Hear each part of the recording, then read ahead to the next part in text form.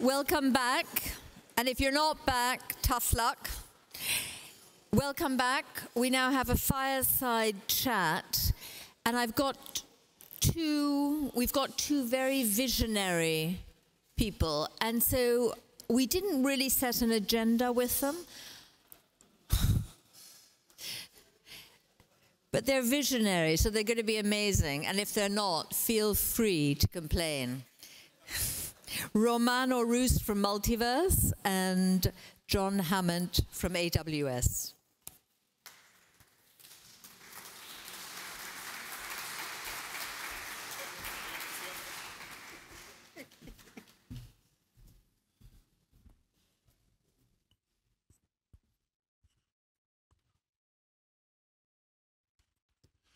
Hi there. So thank you all very much for attending this. And Karina, this has been a fantastic event. So thank you for hosting this. I think it's such an important thing for us to run. Such an important thing to have here in the City of London. So we'll go through. We've kind of talked through, got some really good ideas. This is overall around correlation and causation. I think some really interesting bits that we can talk through. For myself, so I'm John Hammond, so I lead the specialist business for AWS for UK and Ireland, and before that I used to lead the compute business for all of EMEA.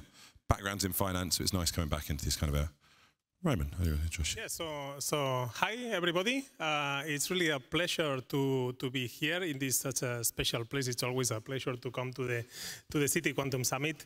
I'm Romano Roos. I'm one of the founders of Multiverse Computing. I'm also the Chief Scientific Officer. I'm a professor of theoretical physics as well. You know, I've been working more than 25 years on different aspects of quantum technologies and AI, okay, and applying it to different fields. And now with Multiverse, we are, trying to use that, in order to apply quantum technologies to actually real use cases in industry and also in quantum AI. Yeah. Brilliant. So I suppose to start, so one of the key questions for me as we went into this summit is, where's the crossover between quantum and AI? Where are you starting to see the two technologies come together? And how do you see that impacting things over the near term? Yeah, so my impression from quantum and AI is that what we have seen is that obviously we know that quantum technologies is a great type of technology that is gonna be changing the world as we know it. But also we have generative AI essentially came up in 2022 all of a sudden when ChatGPT started talking, okay? And now we realize that there is something else that we can do, okay? It turns out that there is an interesting combination of these two, let's say, deep technologies, okay? Because we realize that with quantum computers and also with quantum-inspired technology, which are technologies that are inspired by how a quantum computer is actually working, we can improve generative AI algorithms, okay, ChatGPT, Llama, and all these large language models that are usually very heavy to use. We can improve them to the point that we can reduce a lot the energy cost, we can improve the efficiency, and so on. And this is huge because, the main problem of current AI models, ChatGPT may look very modern, but actually, from my point of view, it's actually kind of prehistoric because it's consuming too much energy, okay? Training ChatGPT-4, for instance, I think it was more than 100 million in electricity bills, and for ChatGPT-5, the forecast is that it's going to be 1 billion with B. So obviously, this is completely unsustainable. We cannot continue this way.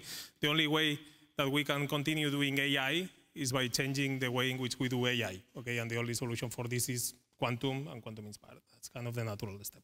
Fantastic. And I think it's interesting when we start to look at the different use cases that we'll see within this in the near term. We talk to so many people and we're now getting to a point that AI is going into production. Increasingly, we're seeing people being involved with smaller models, looking at the cost of it, and then more than anything, actually looking at the kind of algorithmic choice they want to put around it. What excites you around the changes that are coming in the near term to this? What we were just talking before. What do you think will be the different outcome that we can get as we start to merge these technologies together? Yeah, for me, the most exciting thing is going to smaller models and more efficient, okay? Because we already know how to do things kind of brute force, right? However, by using intelligent ways of organizing correlations and so on in the actual mathematical models that we are putting now in generative AI, and by using tools that we learn from quantum computing, okay, these are these quantum-inspired techniques, we actually realized that we can make the models really very small. We were just chatting before over the coffee, that we can compress these models down to 5% of the original size and keep more than 97% of the accuracy, right? We can do this in multiverse with Compactify. This is very exciting because once you have this very small model, you can deploy it on premises. You could deploy it on your Apple Watch, let's say. You can deploy it on a satellite, okay? You can deploy it even without the need of a cloud, right? You don't need to connect to the internet. And this opens an entire new industry of applications. And something that we realized also by doing this is that with this we learn what are the resources that we need to take the next step, which is to bring everything to a full quantum LLM or to a full quantum model, no? And we realize that they are not so much. We don't need full error correction. We don't need millions of qubits. Actually, by making numbers, we realize that with hundreds of qubits and hundreds of gates to be applied, if there is sufficient error mitigation and things are more or less under control, we could have a quantum LLM already that could probably go beyond the capabilities of what we have today. And I find this super exciting. Yeah, and I think one of the things that me looking at this, I think it was really interesting, one of the questions on the previous panel about how do we look at investment decisions and how do we make sure that the right people are funded for loans. One of definitely the challenges in the world at the moment is data or the lack of it. One of the things that I think I as in we as in humans, if that makes sense, we're very, very good at making decisions with not that much data. It genuinely amazes me that I can sit in a moving vehicle, I can pilot it at 70 miles an hour along a busy highway while I'm listening to some music at the same time and my kids fighting in the back, and I can manage to do that all the time while having spatial awareness around me and not accidentally crashing into the thing that's just stopped really, really quickly. And that for me kind of sums up the human ability to take really not that much data from poor quality inputs. If I think about my vision, anyone here, you can kind of, if you hold out your hand at arm's length and you have about a 50p size thing, that's all any of us can see at any one point with any accuracy. We managed to take that and we managed to merge it into this kind of beautiful world that gives art and beauty and all these explanations. That for me, I'm really interested to know, how does that fit? How does our less data fit into this equation? Does it do anything different around that? Does it help? Yeah, that's actually one of the things that also amazes me, and I think that quantum computers are really fantastic tools. A quantum computer is able to produce more accuracy than a classical computer with less data. And this happens for all AI models. This is just because of the properties of quantum mechanics, okay, that a quantum computer is able to see more correlations than a traditional computer simply because of the way it works. There is entanglement, there is parallelism, there are all these things that at the end of the day implies that the quantum computer can detect correlations that are more subtle than the ones that you can detect with a traditional computer, or at least you will need more resources with a traditional computer. And this means, in practice, that you can train a quantum neural network with much less data. And that is fantastic because nowadays data is one of the huge problems that we have in AI. Yeah, and I almost, suppose, I see it from an evolutionary perspective. We are all quantum machines. All the animals that we deal with are. There's very few binary living organisms that are around, and to a large extent, that's we are products of the evolution that we come through, which is kind of where I feel this is almost going. Going back, I did some research on this. I looked at correlation versus causation and where that fits. I think for me, one of the examples that really is really interesting goes back to Fisher, Black and Miriam skulls, for folk that know them. So people probably know more of the work that they've come in terms of the Black skulls equation. One thing I didn't know before this, actually, they took all of that work and they had a hedge fund back in 1994, 96, some people may know it, ironically called Long-Term Capital Management, LTCM. LTCM effectively had used compute, they'd used high quality, these data sets, and they'd come up with a way to price options efficiently, so using their Black Skulls method, in a way that effectively they have a market neutral hedge fund. And I kind of feel that, so they went through, at one point they were growing 40% year over year between 94 and 96, so huge amounts of growth. They were supposed to be market neutral in terms that they had all these different strategies at the same time, and in theory nothing could go wrong with it. But what we need to think about before is they had a very myopic view of what they were doing. It was one algorithm, it was one way. And as Maynard Keynes said before, the market can stay irrational longer than you can stay solvent, which I think is very true. You went into a position where all of a sudden Russia failed on their default on the government bonds. They lost $5 million within a month or so, closed down the firm, bailed out by the Americans, and kind of failed in what they did. And I think the reason for me telling the corollary is what was happening is they were using, one specific formula to do things. Limited input, getting an output they thought was correct. I think it's really key for us as we go into AI that we don't do the same mistake. What really scares me, we had regulators on stage before, what really scares the bejesus out of me is we go to a situation where we have, one or two foundational models all using very, very similar techniques, all trying to work it out. So how does quantum help in? How does multiverse and you guys help with effectively giving this disparity into the market to make sure that this doesn't happen again? Yeah, actually, that's a very good question. So, how do we make the models not to fit just a single formula? I think that's an intrinsic thing of AI. AI is like a super way of programming, okay? You are just programming something that is programming for you. And in that sense, you are just, fitting weights and, adjusting parameters into your neural network. Let's talk about traditional AI first, no? So that it does whatever you want to do, no? And this fits all possible models. It fits the Black-Scholes model, but it's also going to fit any other model that is out there depending on the data. Okay, so as good as you have the data, you have a universal approximator that is going to approximate whatever you want. Okay. Now the interesting thing about AI is that, and also one of the problems is that, well, if you have the formula, obviously you can explain it, but the problem with AI, at least in the traditional form, is that it's not explainable. You don't know why a neural network is spitting out the results that it's telling you. Okay, you don't know why an LLM or why a ChatGPT is giving the responses that it's giving. It's like a black box. You give an input, you get an output, but you have no way of explaining what is happening inside. And this is a big problem. Say if you want to apply this to medicine, okay, or even in finance, okay, if you have regulators, you need to be able to understand and to explain why you are taking the decision that you are taking, because obviously there may be consequences, no?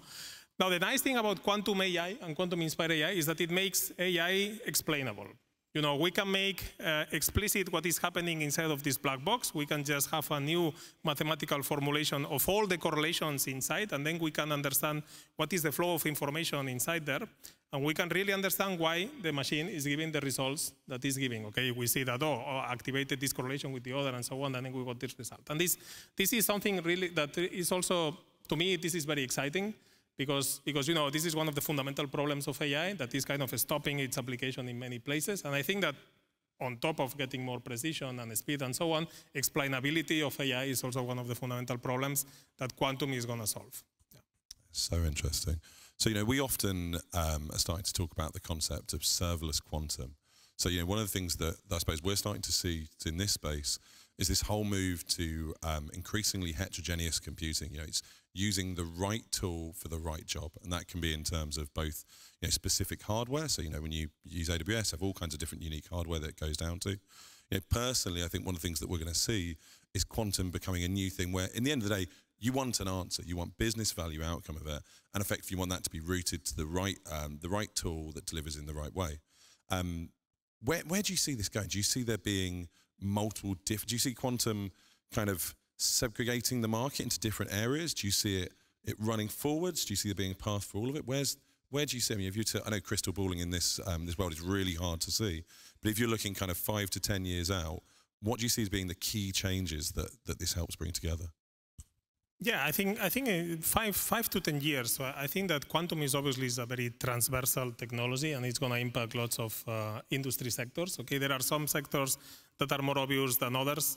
In my opinion, obviously, finance, health, defense, and so on are going to be the sectors that are going to be most deeply, let's say, affected for good. All right, where the first applications are going to come, cybersecurity and so on, obviously. My feeling is that the first applications of a real quantum computer that are going to produce business value are going to come from quantum AI. That's my bet, and that's going to happen sooner than later. We don't need 1 million error-corrected qubits to run these algorithms. We need that to run Shor's algorithm, for instance, to break RSA or some other cybersecurity protocols. That's true, but for running quantum AI in a hybrid algorithm combining classical and quantum that goes already beyond what we have nowadays, we don't need 1 million qubits. We need hundreds of qubits, probably, with error mitigation, and that's already going to happen. That's going to happen within 2 to 5 years. If we see the roadmaps of the hardware providers, I mean, if you see the roadmap of IBM, for instance, they want to have a machine that is with hundreds of qubits and hundreds of layers, like in a couple of years already. So, and this is more or less a similar roadmap to the other hardware providers. So I think that this is very exciting, and within this window of 2 to 5 years, we should already start to see applications of quantum AI. Okay. And I think it's so interesting when you look. I love history, honestly. I think it's something that we should all study more of. I think it's fascinating when you look back at previous industrial revolutions and why they've happened. You know, industrial revolutions normally turn up when there's new GPTs or general purpose technology, not in the chat GPT world, but in the actual general purpose technology. So whether you look at that either being mechanization, or if you look at that as being the combustion engine turning up. I think what's really exciting for me, and working with folks such as yourself, is I think we're in this really unique situation where we've got a number of different general purpose technologies that are turning up in very, very quick succession at the moment. You know, I think for me, the key ones really are quantum computing. I think is going to be key to it. I think use of the cloud and the ability to pull these things together. I think space is unbelievable, and actually the impact it's having. You know, the fact that I can now, if I was to snuff it tonight, in theory, I could actually pay to send my body into space at $1,000 a kilogram. It's not going to be cheap, but it's going to be affordable to an extent. And I think it's amazing that we're seeing these different technologies coming together into such a short period of time. And I think that's what so excites me about the work that you've been doing. It's, you know, how does quantum computing become the accelerant onto the fire of AI/ML that's happening through, or almost transverse the other way around? How is AI accelerating that quantum computing? And then I suppose the last thing that one of the ways that we're seeing is, a number of talks about skills. I think skills are just so important in this at the moment. You know, the reality is, I think in no way, shape or form we're going to have the number of people with the skills that we need in the next 5, 10, 15 years. And I think one of the things that really excites me that Amazon have been doing recently, we've been using Gen AI on the other side of the equation. So, you know, we've actually been using Gen AI to program quantum programs effectively. So, you know, you can imagine a situation in not that long where you go in and you say, well, here's the business problem, here's my portfolio modeling, here's what I want to do, generate something that I can run on a quantum computer to optimize it out to the other end. And I think that genuinely excites me, actually. So, we've got about 3 minutes, unless, well, anything else you'd like to add on to that, I suppose, is there? No, I think we send a very clear message. I mean, I think that quantum AI is gonna happen sooner than later. And from my point of view, as I said, I think we're gonna start to see the implications in 2 to 5 years. But however, the implications of quantum-inspired technology, we can already start to see them today, okay, which is what we are doing in Multi. And I think that's what's been really exciting. After coming here for 3 years, you know, I think 3 years ago, it was almost what is this? Where is this going in? Whereas 3 years later, you know, we have large-scale projects we're running with standard charters that have come out. We've got all kinds of stuff starting to really hit that interesting point of the curve. And I think the more that we can do that with AI layered on top of it, the more that we can start to accelerate that through. So we've got about 2 minutes. So do you want to have any questions from the audience at all?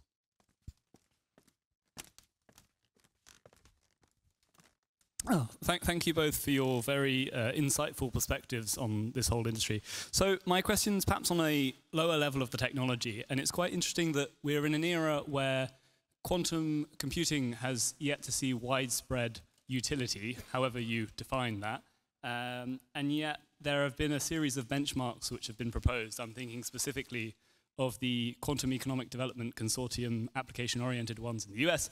So my question to you both is, in your experience working in industry, how important do you think it is that software developers engage with these benchmarks and use them? Obviously, you've mentioned at Multiverse that you're more focused on annealing. How important are benchmarks when it comes to software development and generating value? Yeah, so maybe you can start. Maybe you can start. I mean, they are obviously important, but I think they are particularly important for the hardware providers. Okay, so obviously the hardware providers need to be very serious about those benchmarks to beat, you know, the current standards. For the software people, they are important, but they are as important as they are for the hardware providers. I mean, we are just going to keep doing our software for the machines that we have today, and the better the benchmarks, the better our algorithms. So our algorithms work with the machines that we have today and with the ones that are going to be working in 5 years with better benchmarks. Okay, so that's the way in which we are building it. So for me, I think they're massive. Personal take, I think they're unbelievably important. So it's really interesting when you look at the history of machine learning with things like ResNet and effectively some of the large-scale jumps that happen as a result. mainly at first because people were just trying to work out whether something looks like an L or a J or a K or, you know, so on and so forth. I think it's so important that what we all need to be able to do is come up with useful tests which actually test something that's real in the short term while we're getting to that end goal. You know, the only way, I'm a firm believer in trying to kind of increase that iteration cycle, and the only way we can do that is by having something that, whether it's as useful or not, but has something that's measurable. I think in a weird way, the race to qubits was a bit of a, you know, a couple of years ago, everyone would just talk about how many qubits they had, and it all felt like a bit of a measuring competition, and not necessarily in a positive way. I think getting to a point where we're really looking at the outcome that we can start to draw is really, really key. I'm aware we've gone over, and I think we could sit here and talk for ages, if I'm completely honest. So thank you very much. It's been absolutely fascinating. Thank you.